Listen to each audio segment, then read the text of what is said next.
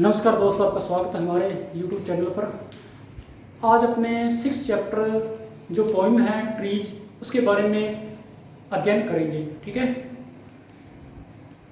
5 chapter अपने हो चुके हैं, तो आज छठी पोइम है आपकी ट्रीज, उसके बारे में चर्चा करते हैं।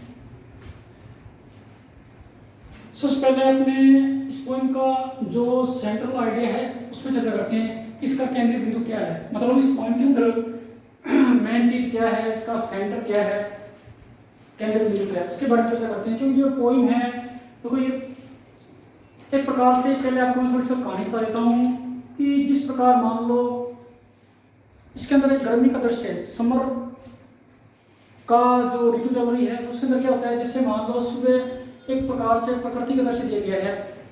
जैसे गर्मी ऋतु है, सुबह जो मॉर्निंग होती है तो जैसे सूर्य किरणें पड़ती हैं पेड़ों पर, तो पेड़ों में जो छोटे छोटे क्रिएचर होते हैं, जो यानी छोटे छोटे जीव होते हैं, वो जाग जाते हैं, वो मीमी मीमी करते हैं।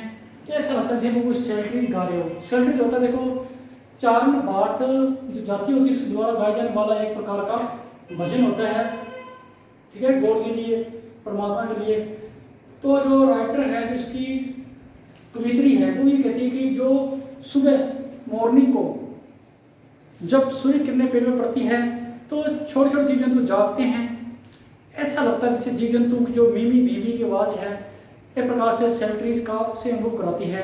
तो उसके बारे में बताया गया है, आगे भी इसका वर्णन किया गया है। तो अपने सबसे पहले इसका सेंटर आइडिया क्या है उस पर थोड़ा सा ध्यान देते हैं। Centre idea of the poem, इस पोइम का केंद्र बिंदु क्या है।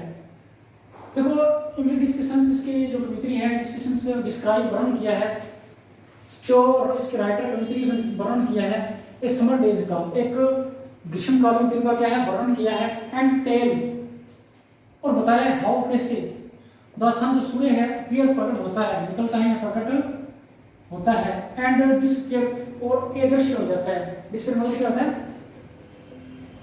अदृश्य हो जाता है। बिहाइंड द क्लाउड, बादलों के पीछे, ठीक है, क्लाउड्स होता है बादल, बादलों के पीछे किस प्रकार के वो यानी डिस्पेयर यानी अदृश्य हो जाता है। मतलब आपने देखा होगा कि गर्मी ऋतु में वर्षा बहुत होती है, और बादल भी देखे होंगे, आपने सूर्य देखा होगा।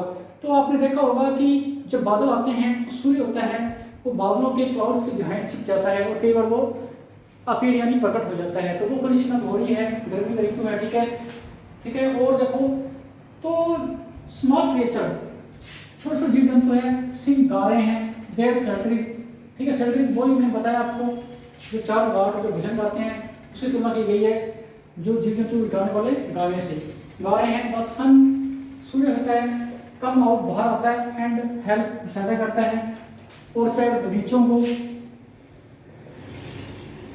ग्रो बढ़ने के लिए, उगने के लिए, बढ़ने के लिए सहायता करता है।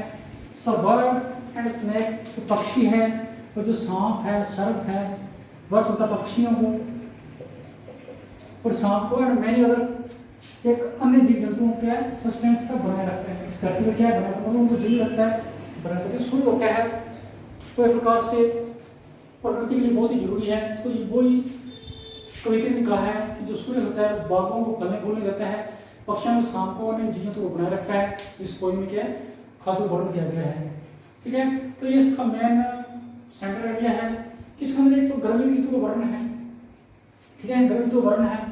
और गर्मी में देखो क्या होता है, बादल भी आते हैं, सूर्य भी आता है, क्योंकि सूर्य बादलों में छिप जाता है, सूर्य बाहर निकलता है। और गर्मी ऋतु में सुबह सुबह क्या होता है, जीव जंतु अपना गीत गाते हैं। इसकी तुलना की है सेल्ट्री से की गई है, कंपेयर किया गया सेल्ट्री से। सेल्ट्री मतलब 4 बाटों के द्वारा गाया जाने वाला भगवान के प्रशंसा में गीत या भजन को सेल्ट्रीज कहते हैं। तो वो चीज़ पोइम क्या है, इसका डिस्क्रिप्शन डिस्क्राइब किया गया है। अगली लाइन में पढ़ते हैं, अगला है हिंडर्ड फ्लैग्स। देखो हिंडर्ड फ्लैग होता है छिपा हुआ, मतलब फ्लैग होता है झंडा, ठीक है। इस पॉइंट के अंदर कुछ वर्ड आया कि हिंडर्ड फ्लैग का मतलब समझाना है कि हिंडर्ड फ्लैग का मतलब क्या होता है, छिपे हुए झंडे से इस पॉइंट से क्या तात्पर्य है, ठीक है। तो इस वर्ड के अंदर देखो द ब्राइट कलर, चमकीला जो रंग होता है फ्लावर का, चमकीला एक फूल है, कलर का क्या फूल है, आर ग्रो उगा हुआ है, ठीक है। ऑन द स्टैंड होता है तने पर, तने पर वो उग चुका, ठीक है। और फ्लावर प्लांट्स, फूल के पौधे पर, मतलब एक देखो जो पीले रंग का एक फूल है जो तने पर क्या है खड़ा है, ठीक है, फूल के पौधे तने पर खड़ा है, तो यार सूथी का पौधा ऊपर उठना, सूथी का पौधा है ऊपर उठना, शुरू का धीरे धीरे, वो धीरे धीरे ऊपर उठ रहा है, मतलब वो खिल रहा है, कली से क्या वो बाहर निकल रहा है, इन सनशाइन का धूप में, सनशाइन का सूर्य की धूप में, यानी जैसे धूप के अंदर, ठीक है, as if flag is rising in the sky, जैसे कि एक झंडा क्या है आसमान में राइजिंग होता उठता है, ठीक है। तो जैसे मान लो आपने एक झंडा लगा दिया, ठीक है ना, झंडा आपने लगा दिया तो किस प्रकार वो लहराता है आसमान में, ऐसे एकदम क्या है बाहर निकलता है, खिलता है, ऐसे लहराता है झंडा, उसी प्रकार क्या है जो फूल होता है वो कली से निकलता है, धीरे धीरे क्या है वो सनशाइन में, सूर्य धूप में क्या पूरा वो खिल जाता है। तो एक फूल की तुलना झंडे से की गई और झंडे की तुलना क्या ग्रेट फ्लैग का मतलब उसकी तुलना एक फूल से की गई है, एक फूल का किस प्रकार क्या खिल रहा है, ठीक है। तो पता लग गया इसका मतलब क्या है। अगला अपने मेन पॉइंट बता देते हैं, understand by salaries of summer, जो इसका मेन उद्देश्य पॉइंट का कि जो ग्रीष्मकालीन समर होता है, ग्रीष्म सैलरीज पॉइंट में बताया जो चार बार के द्वारा गाया जाने वाला गीत। तो ये ग्रीष्म ऋतु में जो सैलरीज है उससे आप क्या समझते हैं, अंडरस्टैंड क्या समझते हैं, मतलब ये क्या चीज होती है, ये गर्मी की ऋतु की जो सैलरीज है वास्तव में क्या चीज है, कहाँ से आती है, क्यों आती है, कब आती है, किसके द्वारा लगाई जाती है, और इसके अंदर मेन तत्व क्या होता है, इसके बारे में क्या आपने वर्णन करना है। तो देखो सैलरीज मतलब क्या, चारों भाग के द्वारा गाए जाने वाला परमात्मा की अरदास में गीत या भजन। तो यहाँ पर वो नहीं, यहाँ पर क्या है जो छोटे छोटे जीव जंतु होते हैं वो, यानी मैंने आपको बताया कि सूर्य की धूप की किरण पड़ती है पेड़ पर तो वो क्या अपना गीत गाते हैं, मी मी मी मी करते हैं, तो उसकी तुलना इस पोइट्री ने कवित्री ने क्या की है, किसी की है, इस पोइट्री में सैलरीज की गई है। तो वही चीज देखो सैलरीज का क्या रेफरेंस क्या करती है to the different sound, different का विभिन्न प्रकार के साउंड होता आवाज, डिफरेंट यानी भिन्न, साउंड यानी आवाज, जो विभिन्न प्रकार की आवाज आती है इन नेचर का प्रकृति से, प्रकृति में जीव जंतु होते हैं, सारी चीजें होती है प्रकृति में होती है, वहां से आती है, प्रोड्यूस जलाई जाती है बाय ट्रीज, पेड़ों के द्वारा, बीज होता है, बीज बोलते हैं मधुमक्खियों को, बीज बोलना मधुमक्खी, तो क्या है मधुमक्खी के द्वारा, मधुमक्खी जो शहद की नींद होती है वो मक्खियों के द्वारा, नेट्स होता है कीट पतंगे पतंगों के द्वारा, एंड अदर और छोटे छोटे जो स्मॉल क्रिएचर होते हैं उनके द्वारा जो एक प्रकार से आवाज लाई जाती है,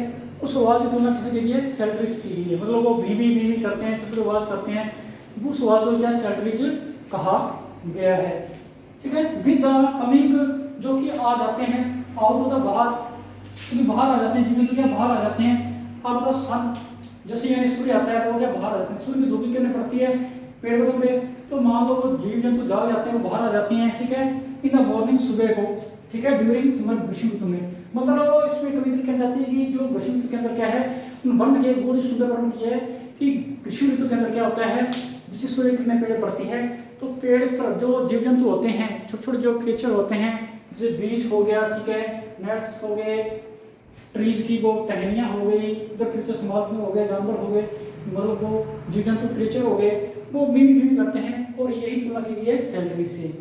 तो उम्मीद करता हूँ आपको समझ आ गया, आप वीडियो 2-3 बार देखोगे तो डेफिनेटली आपको हर एक मीनिंग, हर एक लाइन क्या समझ आ जाएगी। तो ये थी अपनी फर्स्ट वीडियो, इसकी वीडियो आगे और भी आएगी। Thanks for watching.